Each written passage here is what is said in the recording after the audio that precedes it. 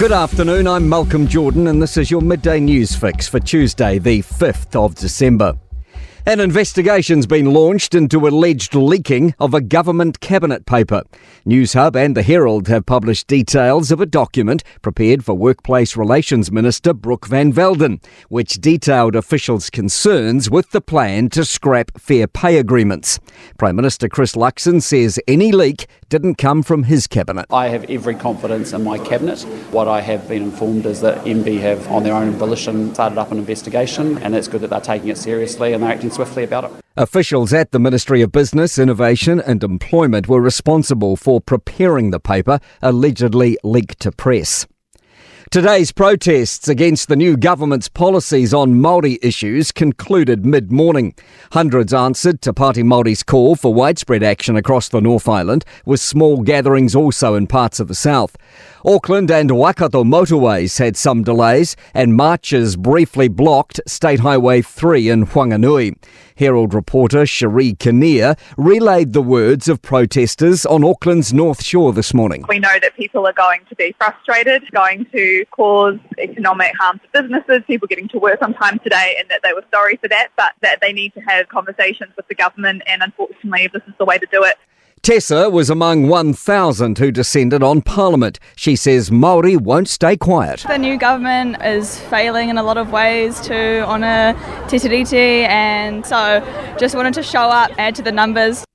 Elected representatives are today being sworn in to New Zealand's 54th Parliament. It requires MPs to swear allegiance to King Charles, which Te Pāti Māori says is symbolic of colonial power.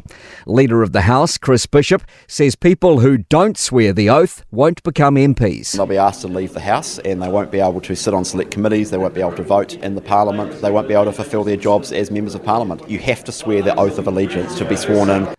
Clashes between the Engineering New Zealand Disciplinary Committee and Alan Ray's legal counsel.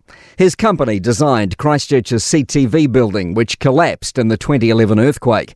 Ray strongly denies a Commission of Inquiry finding that his staffer was unsupervised and beyond his competence. Emily Ansell has more. Canterbury University's Andy Buchanan is an expert witness and was working in Christchurch at the time the building was erected. An unplanned break was taken after disagreements over Ray's team's questioning line to him. More than a dozen of KC Kirsty McDonald's questions have been barred for irrelevancy, which she calls an outrage. A restricted fire season's been declared officially open for Otago's Central and Upper Waitaki, which means a permit is required to light open-air fires. Tourism New Zealand is feeling positive about tourist spending this summer, buoyed by the latest Stats NZ travel figures. Travel export rose in the September quarter to $2.48 billion, up from $1.65 billion. To sport, change at the Warriors under coach Andrew Webster has seen captain Tohu Harris commit to a further NRL league season through until the end of 2025.